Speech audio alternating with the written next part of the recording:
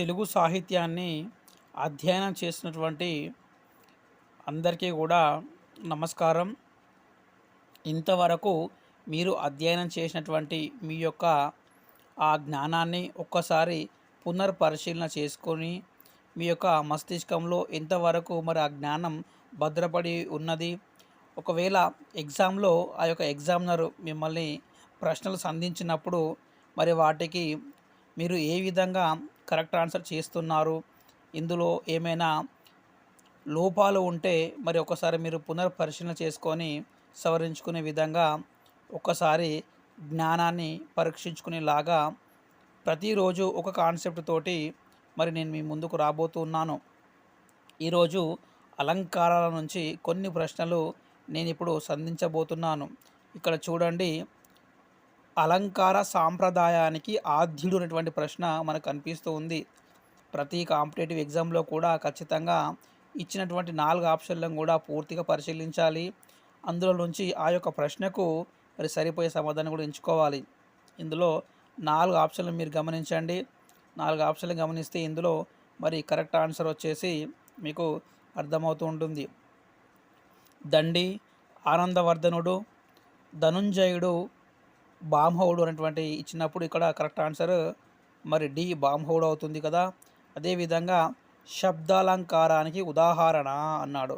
శబ్దాలంకారానికి ఉదాహరణ ఇలా చెప్పినప్పుడు మనకు ఖచ్చితంగా ఏం గుర్తుకు రావాలి, అసలు శబ్దాలంకారాలు ఎన్ని, అర్ధాలంకారాలు ఎన్ని, అవి ఏమిటి అనేటువంటిది మనకు వెంటనే స్ఫురణకు వస్తే మనం ఆ యొక్క ఆన్సర్ని కూడా వెంటనే గుర్తించగలుగుతాం. కాబట్టి మీరు ఇక్కడ గమనించండి 4 ఆప్షన్లని. ఉత్ప్రేక్ష, యమక, స్వభావోక్తి, ఉపమ అనేటువంటి ఇచ్చినాడు. ఇందులో మరి మీరు గమనించండి, ఇందులో శబ్దాలంకారం అంటున్నాడు. యమకం అనేటువంటిది మనం ఆన్సర్గా గుర్తించాలి. మీ అందరికీ తెలుసు శబ్దాలంకారాలు 6 అని, అందులో మరి యమకం కూడా ఉంది కాబట్టి మీరు గుర్తుపట్టి ఉంటారు. అదేవిధంగా ఎదురుగా ఏగి ఏగి సద్భక్తి మ్రొక్కి మ్రొక్కి ఇంటికి తెచ్చి తెచ్చి పూజించు అన్నాడు. ఇది ఏ అలంకారం? ఇక్కడ శ్లేష, క్రమ, పర్యాయ, ముక్త పదగ్రస్త అన్నాడు. ఇక్కడ మనం గమనిస్తే దీన్ని వాక్యంగా కాకుండా మరి పాదాలుగా చూడండి.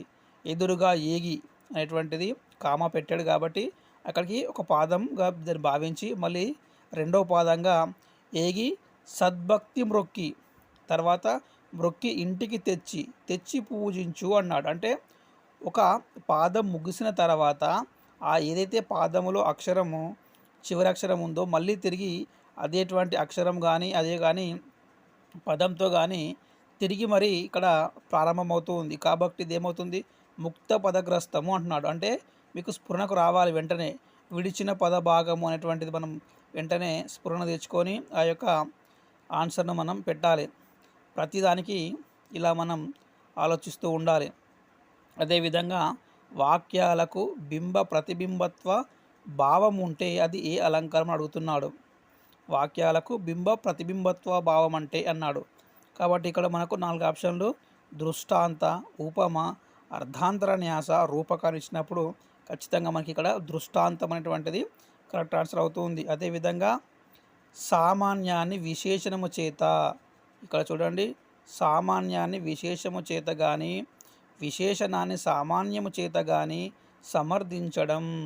ఇలా సమర్థిస్తే అది ఏమవుతుందండి, ఇచ్చిన 4 ఆప్షన్లో కావ్యలింగము, సద్గుణము, వ్యతిరేకము, అర్ధాంతర న్యాసం ఉంది కదా.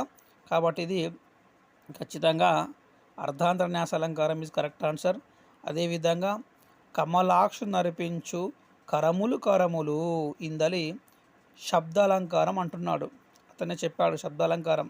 మనం ఇందాక అనుకున్నాం శబ్దాలంకారాలు అంటే 6 అనుకున్నాం, అందులో 4 ఇక్కడ ఉన్నాయి చూడండి. లాటాను ప్రాస, యమక, చేకాను ప్రాస, అంత్యాను ప్రాస, ఇవన్నీ కూడా మరి శబ్దాలంకారంలే కదా.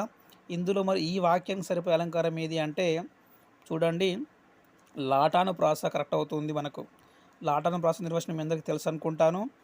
మరి వెంటనే ఆ నిర్వచనం గుర్తుకొస్తే మనం దాన్ని వెంటనే గమనించుకోగలుగుతాం. అదేవిధంగా ఓ గంగ నీకు వివేకము లేదు, పాపులను కూడా స్వర్గానికి చేరుస్తున్నావు ఇందులోని అలంకారం అనేటువంటిది ప్రశ్నగా ఇచ్చి సంభావన, వ్యజస్తుతి, వ్యజనింద, కావ్యలింగ అనేటువంటిది ఇచ్చినాడు. కాబట్టి దీన్ని మనం వ్యజస్తుతి అనొచ్చు. ఎందుకంటే ఇక్కడ నిందిస్తూనే మరి దాన్ని ఆ నిందకు మళ్ళీ అర్- ఒక మంచిని కూడా చెప్తున్నాడు కాబట్టి ఇది వ్యజస్తుతి అవుతుంది. అదేవిధంగా మరొకటి చూడండి, ఇక్కడ ఏనుగు మదం చేతను రాజు కీర్తి చేతను ప్రకాశించును ఇందలి అలంకారము అంటున్నాడు. ఇందలి అలంకారము అడిగినప్పుడు మనకు మరి ఇక్కడ ఉపమ, దీపక, సందేహ, రుత్ప్రేక్ష అని ఇచ్చినప్పుడు ఖచ్చితంగా ఇక్కడ ఇదిగో ఈ దీపకం అనేటువంటిది కరెక్ట్ ఆన్సర్ అవుతుంది. అదేవిధంగా లాటానుప్రాస అలంకారం ఏ కోవకు చెందినది, ఇక్కడ ఇచ్చాడు కదా, లాటానుప్రాస అలంకారం ఏ కోవకు చెందినది అంటున్నాడు. ఇలా ఇచ్చినప్పుడు ఇది లాటానుప్రాసం శబ్దాలంకారమా, అర్ధాలంకారమా, ఉభయాలంకారమా, ఉపమ భేదమా అన్నప్పుడు లాటానుప్రాస కదా, ఆబ్వియస్లీ మరి శబ్దాలంకారం అవుతుంది. ఇదే విధంగా మరి మరొకటి అంశం గమనిద్దాం.